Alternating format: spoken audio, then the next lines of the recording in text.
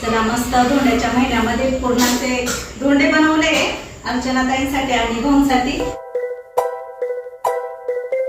Hi hello सर्वांना शुभ सकाळ। नमस्कार, मी सुवर्णा आणि परत एकदा तुमचं सर्वांचं माझ्या एका नवीन मराठी व्लॉग चॅनलवर अगदी मनापासून स्वागत। आजचा दिवस तुम्हाला खूप छान मस्त आनंदाचा आरोग्याचा जाऊ दे हीच बाप्पांच्या चरणी प्रार्थना। कालचा व्हिडिओ तुम्ही सर्वांनी बघितला अर्चनाताईंचा आणि भाऊंचा। आज धोंडा साजरा करायचा आहे तर आमच्याकडे अधिक मासमध्ये ना अधिक महिन्यामध्ये आपले लेक जावाई किंवा नंदई यांना जेवायला बोलवतात आणि त्यांना धोंडे खाऊ घालतात। 33 वाण देतात, बत्तासे किंवा 33 अनारसे आणि त्यासोबत कपडे पण घेतात, नवीन तांब्याची वस्तू घेतात। तर आजच्या व्हिडिओमध्ये तुम्हाला सर्व काही हे बघायला मिळेल। आता इथे मी ना आंब्याचा रस करते। अर्चनाताईंनी मला सर्व आंबे कापून दिले आणि आता मी मोठ्या मिक्सरच्या भांड्यामध्ये रस बनवून घेते आणि मग नंतर तो फ्रीजमध्ये ठेवून देईल। अजून बाकीचा स्वयंपाक पण बनवायचा आहे मला। पुरणाची डाळ कुकरमध्ये लावली होती मी, हरभरा डाळ, ती पण शिजत आलेली होती आणि सर्व काही स्वयंपाकाची तयारी चालू आहे माझी। दुपारचे 3 वाजले होते।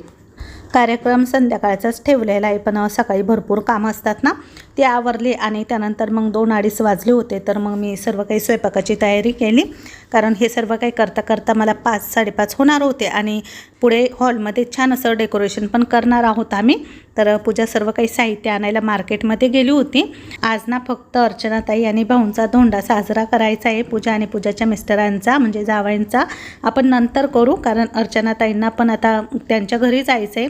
म्हणून मग पूजा बोलली की आधी आत्याचा आणि मामांचा धोंडा साजरा करू आणि नंतर मग आमचा निवांत करू, म्हणजे थोडा वेळ पण मिळेल आणि सर्व काही व्यवस्थित करता येईल आणि त्यांनाही थोडंसं स्पेशल वाटेल काहीतरी, कारण त्यांची पण आम्हाला रील व्हिडिओ काढायची होती। तर पूजाने खूप सुंदर पद्धतीने छान असं डेकोरेशन केलेलं आहे। तिने कृष्णाला मदतीला घेतलं, थोडेसे फुलं वगैरे पाकळ्या करायला। तर कृष्णा पण हेल्प करत होता पूजाला आणि इकडे अर्चनाताई मला हेल्प करत होत्या। तर पुरण चाळता येत्या आणि मी इकडे गॅसवरती ना भात टाकलेला होता एका साईडला आणि एका साईडला कणिक पण भिजवते, कारण कणिक भिजवायला पण एखादा तास लागतो म्हणजे पुरणपोळी छान होते। आणि एका शेगडीवरती तव्यावरती इथे मी खोबरं किसलेलं भाजून घेते आमटीसाठी, कटाची आमटी बनवायची, सार बनवायचं आहे त्यासाठी। आणि इकडे पूजाचं डेकोरेशन पण चालू होतं तर अधूनमधून मी स्वयंपाक करता करता तुम्हाला दाखवते। तिने आता इथे खूप सुंदर अशी रांगोळी काढली आणि आतमध्ये ना तिने तिच्या आत्यासाठी घेतलेली साडी, त्यावरती बांगड्या, मेहंदीचं कोन, नेल पेंट आणि श्रीफळ ठेवलेलं आहे। अजून त्यावरती ना वेणी किंवा गजरा, गहू, तांदूळ असं ठेवायचं बाकी आहे। तर ती ते करत होती। पुरण पण चाळून झालेलं होतं आणि कणिक पण छानपैकी भिजलेली होती। तर आता सर्व काही किचन मी क्लीन करून घेतला। पुरणपोळीचा स्वयंपाक म्हटला तर भरपूर राहाडा होतो भांड्यांचा आणि किचन ओट्यावरती पण भरपूर पसारा होतो, पण मला जास्त पसारा आवडत नाही। तर मी पटापट सर्व काही पुन्हा क्लीन करून घेतला आणि आता पोळ्या करायला घेते। कणिक छान मस्त भिजलेली होती। तर आता आम्ही यावर्षी जे गहू केलेले आहे ना तर त्याचीच मी पुरणपोळी बनवते। एकदम सुंदर छान अशा पुरणपोळ्या होतात त्याच्या। आणि सकाळपासून आज भरपूर कामं होती, स्वयंपाक पण बनवायचा होता आणि हे सर्व काही करताना गाऊनवरती जरा कम्फर्टेबल वाटतं, त्यामुळे मग मी साडी वगैरे काही नेसली नाही किंवा ड्रेसही घातला नाही। त्यामुळे मग सर्व कामं मी पटापट अशीच करून घेतली। आणि सध्या तर तुम्हाला माहितीच आहे उन्हाची तीव्रता खूप भयंकर वाढलेली, बरंच गरम होतं दुपारच्या वेळेला। पण म्हटलं चला आता किचनमध्ये थोडीशी हवा येते मागच्या दरवाजामधून, तर काही वाटत नाही इतकं स्वयंपाकाला। तर पटापट आता लवकरात लवकर स्वयंपाक करून घेते। मस्त अशा छान मऊ लुसलुशीत पुरणपोळ्या करून घेतल्या मी। घरामध्ये छोटंसं फंक्शन असो किंवा मोठं, सर्वांनाच कामाचा उत्साह येतो। तर मी इथे किचनमध्ये मस्त छान पुरणपोळ्या बनवत होती आणि पुढे हॉलमध्ये मिस्टर, पूजाच्या आत्या सर्वजण थोडंसं डेकोरेशनकडे लक्ष देत आहे। पूजाला पण थोडीशी मदत करत आहे। आम्ही आता हॉलला कलर दिला ना तर सर्वांना खूप आवडला, एकदम नव्यासारखा दिसतो तो कलर आणि थोडासा क्रीम कलर असल्यामुळे ना फ्रेश वाटतं घर। आता समोरची जी भिंत आहे ना त्याला डेकोरेशन करायचं होतं, तर पूजाने आहे ना छान अशा दोन्ही साईडला आहे ना माळा लावून घेतल्या। तर ह्या माळा मी तुळशीबागेतच घेतलेल्या होत्या. कोणतंही डेकोरेशन करायला आहे ना माळा छानच दिसतात. तर दोन्ही साईडला माळा लावल्यानंतर आतमध्ये ना अर्चनाताई आणि भाऊंचा आहे ना बॅनर बनवलेला होता पूजाने. तर अधिक मास निमित्त तर त्यावरती छान असं मस्त लेख लिहिलेला आहे. तर मी ते तुम्हाला पुढे दाखवते. पूजाने 2 दिवसापूर्वीच बनवायला सांगितला होता, तो लावायचा आहे. तर हे सर्व काही अर्चनाताईंसाठी पण सरप्राईजच होतं. त्यांना आम्ही काही सांगितलेलं नव्हतं. तर त्यांना बघितल्यानंतर समजलं सर्व काही. चला मी पण स्वयंपाक करता करता आहे ना त्यांचं शूट घ्यायला यायची आणि सांगायची थोडंफार काही वाटलं तर मला. आणि माझ्या इथे मस्त अशा पुरणपोळ्या सर्व काही बनवून झालेल्या होत्या. आता सार बनवायचा होता तर शेगडीवरती एका बाजूला सारही बनवला मी आणि दुसऱ्या बाजूला आता कढई ठेवलेली आहे. तर कुरडई पापड तळायचे ना त्यासाठी आता तेल तापत ठेवते. कुरडई पापड सर्व काही मी तळून घेतलं आणि आम्ही ना धोंडे बनवले.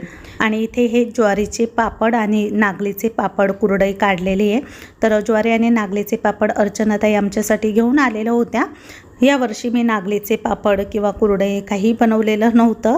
तर चला आता इथे मस्त 7 धोंडे बनवले मी पुरणाचे आणि ते छान असे तळून घेते.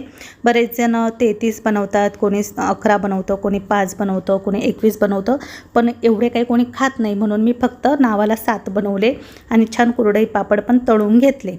आणि मी हे तांब्याचं नवीन 2 ताटं घेऊन आली परत वाण ठेवायला, कारण बत्तासे किंवा अनारसे तांब्याच्या ताटामध्ये द्यायचे असतात म्हणून.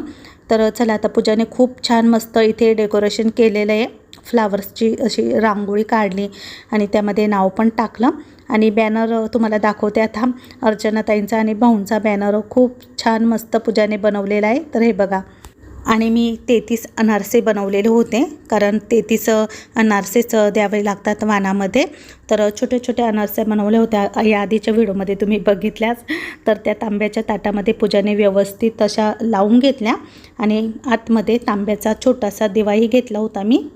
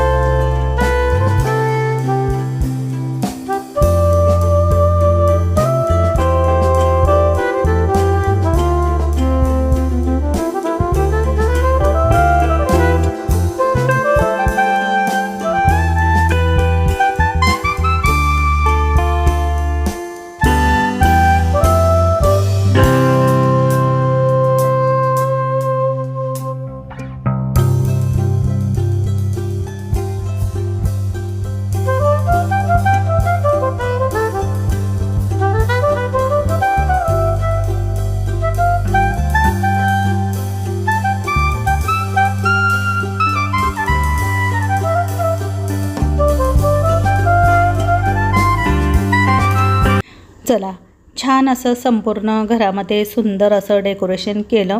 आणि तुम्हाला आता समजलंच असेल, अर्चनाताई आल्यानंतर मी फटाफट सर्व काही घर छान असं क्लीन केलं, याचसाठी की मला छान त्यांचा धोंडा साजरा करायचा होता. चला आता मी ना स्वतःची तयारी पण केली आणि भजी तळते.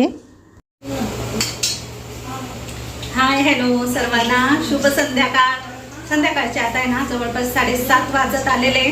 सर्व स्वयंपाक झालेला होता, 2-3 तासापूर्वीच झालेला आहे. फक्त भजी तळायची बाकी होती गरम गरम. आता जेवायला वाढायचं आहे ना म्हणून भजी तळते. तर माझा मेकअप वगैरे थोडंसं पटापट आवरलं मी आणि ही साडी नेसली. पूजाने पण आवरलं, अर्चनाताईंनी पण छान मस्त पैठणी नेसली. हे आमचा सर्वांचा मेकअप झालेला आहे. आणि आता इथून पुढचा जो काही कार्यक्रम आहे आपला धोंड्याचा तर नक्की बघा. तर नव्हता कृष्णा म्हणतो सगळ्यात जास्त राग मला मामीचा आलाय. मामी पिंपळनेरला येतच नाही. एखाद दिवशी येईल नक्की. निवांत झाले का सगळ्या कामातून, पण मी कधी निवांतच होत नाही कृष्णा. येईल एखाद दिवशी येईल. हाय सगळ्यांना, गुड इव्हिनिंग. आणि मी काही साडी नेसली नाही कारण खूप गरम होतंय, त्याच्यामुळे वेली पण घातली आणि मम्मीचाच ड्रेस वेअर केलेला आहे. तर कसा दिसतोय आणि ओढणीची गाठ बांधली कारण काम करायचंय. हां चला. चला, इथे प्लेट पण छान रेडी झालाय. हां आणि आता आपल्याला पुढे जायचंय. चला आता अर्चना ताई कुठे गेलंय? संध्याकाळचे 7:30 वाजत आलेले होते. बाहेर अंधार पडलेला होता. आता आमचं सर्व काही घरातलं डेकोरेशन, स्वयंपाक सर्व झालेलं होतं. अर्चनाताईंनी पण छान पैठणी नेसली होती, तयार झालेल्या होत्या त्या पण. आणि आता त्यांची रील काढायची होती. पूजाना मोबाईलमध्ये त्यांची रील शूट करते, व्हिडिओ शूट करत होते. तिला रील बनवायची होती आणि ती तुम्हाला येईल नक्कीच बघा तेव्हा आल्यावर. तर आता त्यांचं इथे मी दरवाजामध्येच उभं राहून ऑप्शन केलं.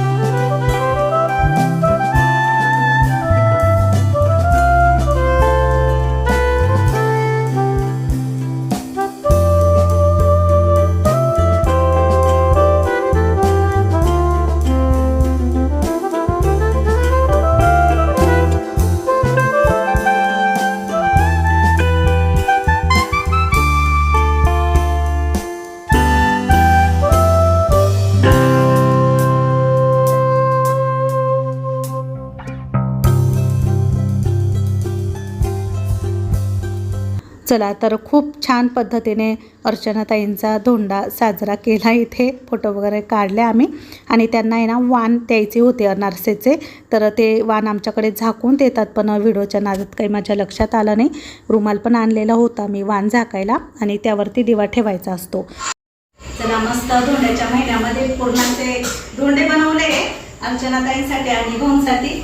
तर पहिले आधी एक एक धोंडा खा, तुम्हाला जो वाटेल तो खा. त्यामध्ये पैसा आहे, म्हणजे तुमच्या नशिबामध्ये काय येतं बघू. खा. घ्या ना एक. मामा हुशार बर का. मामाने मोठा बघितला आणि उचलला. मामाला माहित आहे पैसा आहे म्हटलं मोठाच आहे. पैसा निघाल बरं का, घेऊशाल पैसे. तुम्हाला काय निघालं? मीठ नाही आलं. बघितला 1 रुपया मामांनी बरोबर धोंडा उचलला, बरोबर.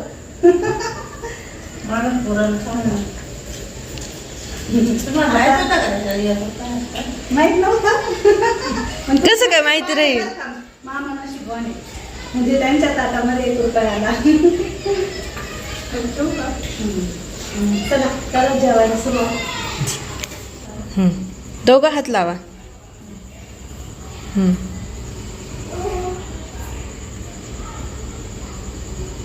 ओके.